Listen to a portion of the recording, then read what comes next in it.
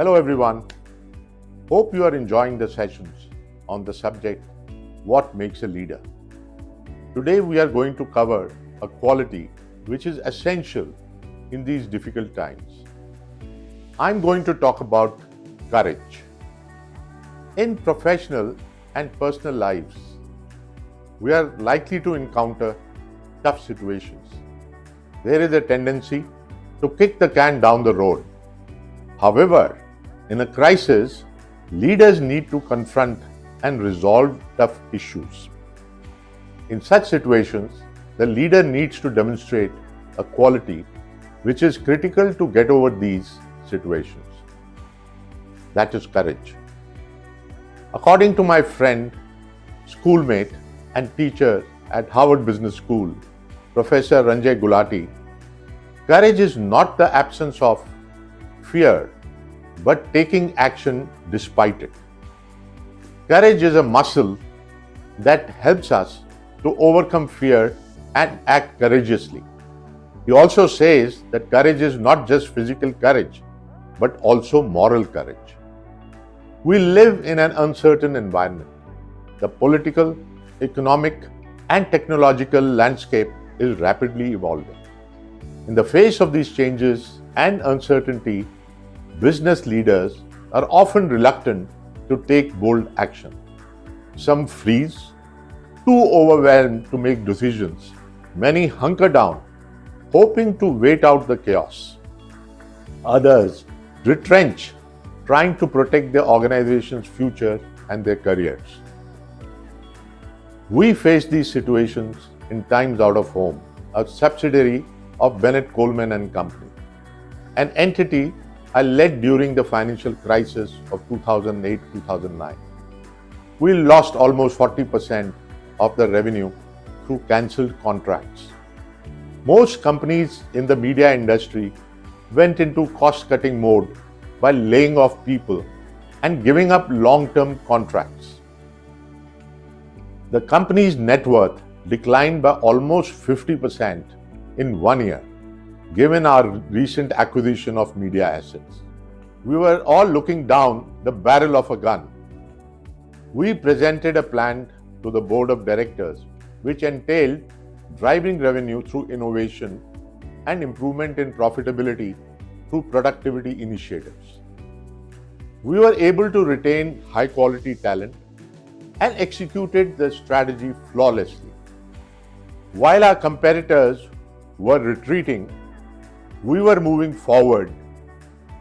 We were able to turn around the business and come out stronger as the dominant leader in the out-of-home segment in 2010-11. Looking back, the team was fearful of losing their jobs. There were layoffs happening across the industry. We stayed the course and came out ahead. Ranjay also defines courage as willingness to take bold, risky action to serve a purpose that you perceive to be worthy, usually in the face of an abiding fear. It is a vital leadership attribute because it empowers leaders to make difficult decisions, take calculated risks, and stand firm in the face of adversity. A courageous leader is willing to challenge the status quo, speak the truth, and act in alignment with his or her values, even when such actions are unpopular or personally costly. The quality is not limited to bold, dramatic acts.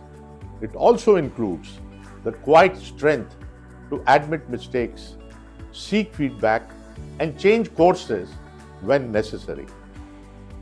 Courage enables leaders to advocate for their teams, protect ethical standards, and navigate uncertainty with confidence. By demonstrating bravery, leaders inspire trust and loyalty, showing that they will prioritize what is right over what is easy.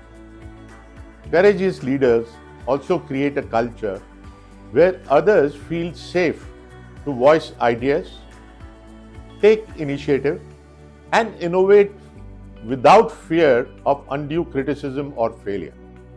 In times of crisis or change, courage becomes even more critical. It allows leaders to remain steady, communicate transparently, and make tough calls that serve long-term good. Ultimately, courage in leadership is about balancing conviction with empathy, ensuring that decisions are both principled and human-centered, laying the foundation for sustainable success and positive influence. Now, a couple of quotes on courage as an important attribute for a leader. Winston Churchill had this to say: "Success is not final. Failure is not fatal. It is the courage to continue that counts." Nelson Mandela said, "I learned that courage was not the absence of fear, but the triumph over it. The brave man is not the one who does not feel afraid, but he who conquers that fear."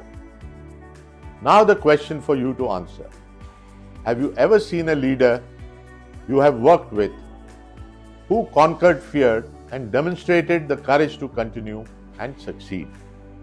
Please give an example in the comment section. And thank you, and see you after a fortnight.